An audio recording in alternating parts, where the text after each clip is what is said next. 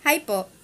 Gusto ko lang sanang mag-react doon sa trending ngayon sa TikTok, sa Facebook, sa YouTube, o kahit saang platform pa. Yung nangyari between doon sa bata na nagtitinda ng sampagita at doon sa security guard. Ang update kasi doon is natanggal na yung security guard doon sa mall. Kasi yung iba, syempre, bata yun, ang simpatya, mostly, karamihan doon sa bata. At mostly, yung hate doon sa security guard. Ang akin, opinion lang naman. Sana pinanood nyo munang mabuti bago tayo mag-react. Pero, may kanya-kanya naman tayong opinion, di ba? Kung matatawag ba yun na sa angkang side, doon sa SG, o doon sa bata. Dapat hindi lang isang beses, dalawang beses, tatlong beses mong pinanood yung video. May mga nagsasabi na meron na daw cut yung video na kumakalat sa social media. Hindi daw kasi buo yun. Ang daming nag-grab, ang daming nag-repost. Siyempre, dagdag views yan. Ang akin lang naman, is sana, bago tayo mag-react, bago tayo mag-comment, titingnan muna natin kung ano ba talaga ang nangyari doon sa video. So, una, sabi nila, sinipa daw ng security guard yung bata. Parang wala naman akong nakitang sinipa. Dalawa naman na. Dalawang mata ko, may salamin naman ako. Kasi, kung literal na sinipa yung bata, edi sana natumba na yun pabaliktad. Yung paa, nataas, yung tuhod niya, di ba ito yung paa, nag-flex ng ganon. Kasi kung literal na sinipa yun, nag-extend yun. Hindi naman sinipa yung bata. Kasi kung sasabihin yung sinipa yung bata, matutumba yung bata. Alam nyo ba kung gaano katigas yung sapatos ng mga security guard? Hindi nyo ba alam kung gaano kabigat yun? Masakit sa paa yun. Dahil bisa na yata akong natapakan nun. Dahil ang asawa ko security guard. Hindi porket security guard, sa security guard tayo, kakampi. Okay? Tinitingnan ko lang, binabalanse natin. Kung ibabash nyo ako, go ahead. So, sinipa daw yung bata. Huwag kayo basta-basta magsasabi na sinipa yung bata dahil hindi naman talaga sinipa yung bata. Ilang beses kong pinanood yung video, hindi sinipa yung bata. Hindi po. Huwag po kayo magsasabi na sinipa yung bata dahil hindi naman talaga.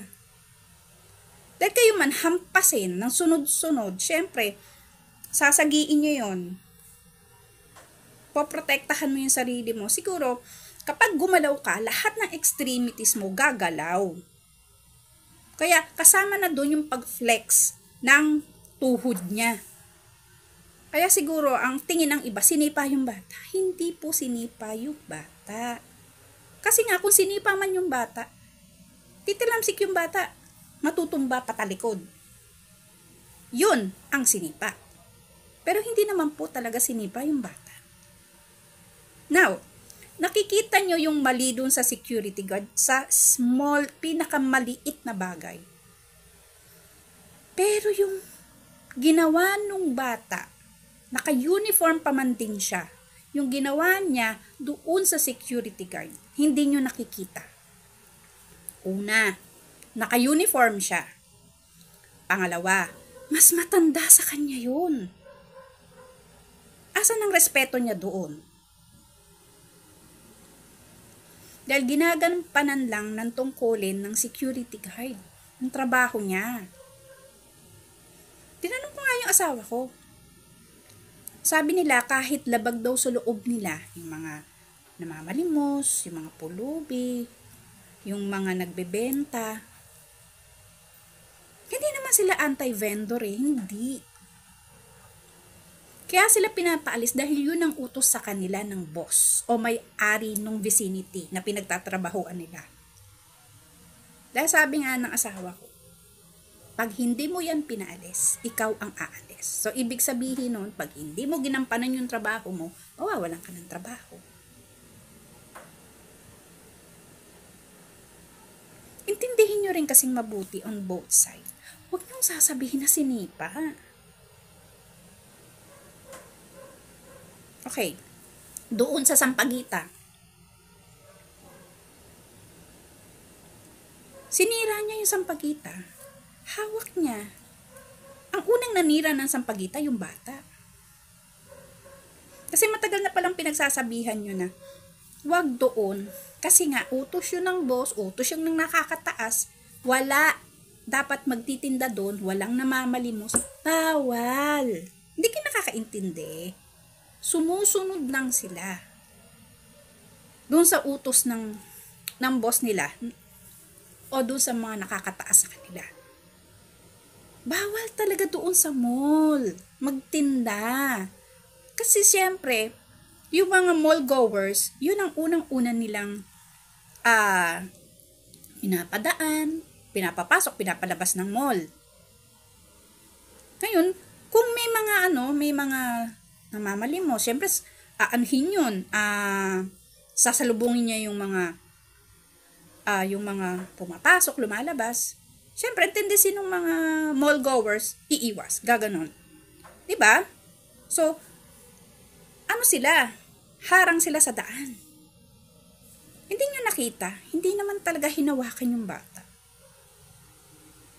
Sinasagi lang niya ng kamay.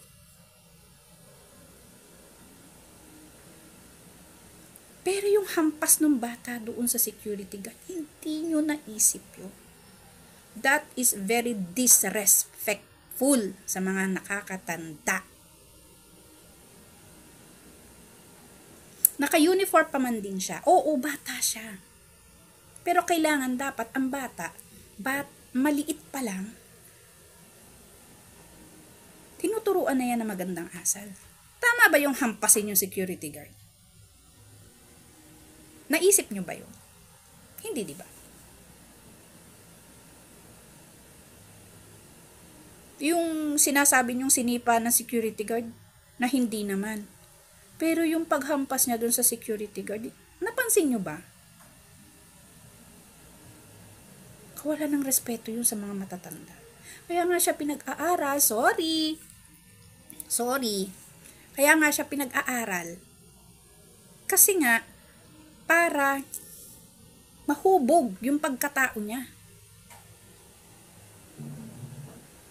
Doon pa lang makikita mo na yung bata may attitude.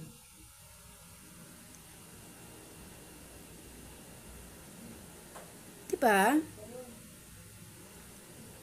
Hindi yata tama na husgahan natin yung isang tao agad-agad. Hindi ko naman hinuhusgahan yung bata.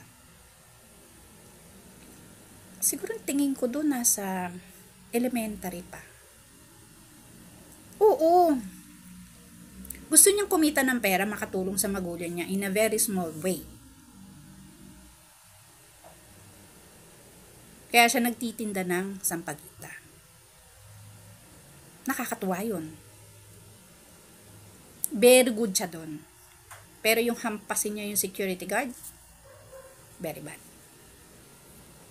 Matanda sa'yo yun. Pangalawa, naka-uniform ka.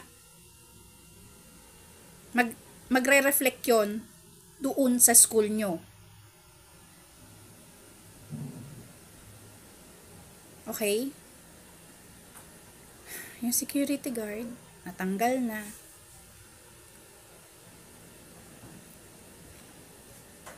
Panoorin nyo po munang mabuti yung video. Bago tayo mag-react, tingnan nyo kung relate ba yung nire-react ng iba. Kasi siguro yung iba, huwag kayong magagalit sa akin ha. Kasi siguro yung iba, hindi mo na siguro tiningnan o ilang ulit na inanalyze yung video bago kayo mag-comment. Ulitin ko, hindi sinipa ng security guard yung bata. Hindi po. Kasi pag sinabi mong sinipa, tutumba yung bata. Hindi nyo ba alam kung gaano kakapal yung sapatos ng security guard? Hindi mananakit ang mga security guard. Mahaba ang pasensya nila. Okay? So, may kanya-kanya tayong opinyon sa bawat bagay. So, yan ang opinyon ko.